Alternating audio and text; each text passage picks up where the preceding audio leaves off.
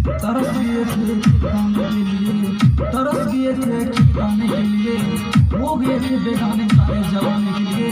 अरे क्या नहीं कुछ किया है जान तुम्हें पाने के लिए।